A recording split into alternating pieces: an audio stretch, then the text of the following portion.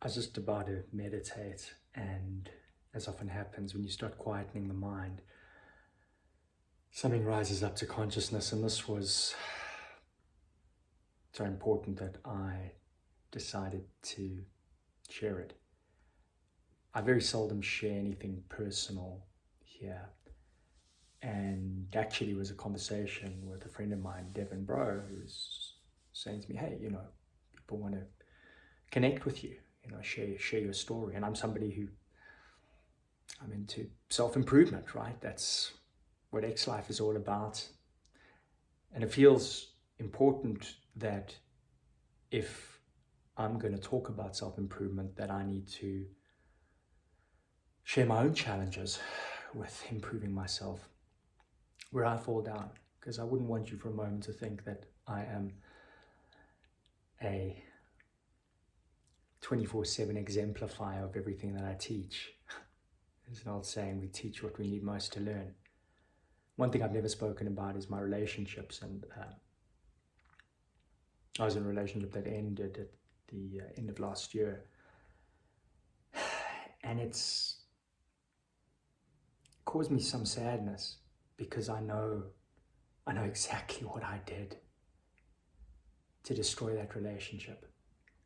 And it always takes two to tango, right? But all we can focus on is ourselves. And whenever things don't work out, I think it's incumbent upon us to ask why, so that we can hopefully learn from it and prevent it from happening next time. So I want to share with you what happened. Look, you know that I'm a pretty passionate guy, right? I get very energized. If you've just ever watched me speak, you'll know that. Well, that's the same in my personal life. My friends kind of roll their eyes sometimes when I get started, and I get really fired up. And I get fired up about things that are not just about personal development, about politics. I'm a big follower of world affairs. I read The Economist every week from cover to cover. And one of the things that really concerns me is disinformation. I truly believe that disinformation, conspiracy theories, junk news, hate speech, I think that these are the biggest threat to civilization today. Yeah. And so when friends of mine start talking about a conspiracy theory, or I get really, really fired up. And it's not that I'm trying to break them down as such, but because I'm getting so fired up and I'm raising my voice, I guess it can sometimes feel that way. And this is what happened in my relationship. And the truth is, it only happened probably once or twice, but it's amazing how you can destroy something so quickly.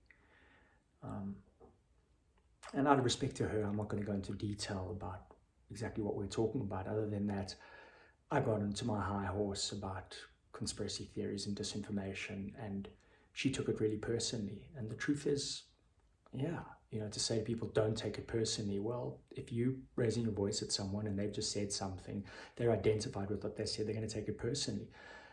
And, I still stand by the input of what I said. But, real conflict is, I think, not really determined by what we say, but by how we say it. And when you're raising your voice and when there's this contempt in your voice, John Gottman is this incredible marriage counselor in the States who can predict divorce with a 94% accuracy.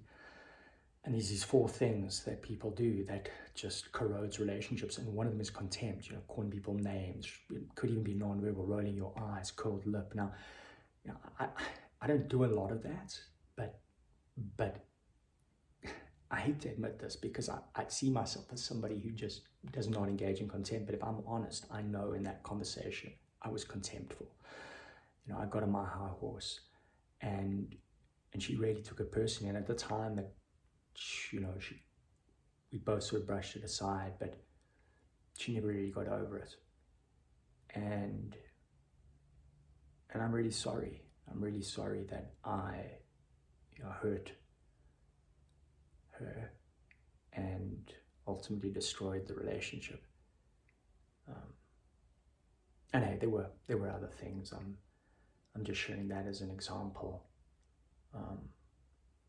And I guess note to self, yes, I'm a passionate guy and I get really excited and I get fired up, but be more gentle, That's what I want to say to myself. Just be a little bit more gentle, be a little kinder, be a little bit more forgiving. Just say what you needed say. It's not what you say, it's how you say it. It's how you say it. Say it with care, say it with love. You can say everything that you need to say in a way that is polite and respectful. And I failed there. I really did. And I was a hypocrite because that's not what I teach. I teach the opposite of what I did.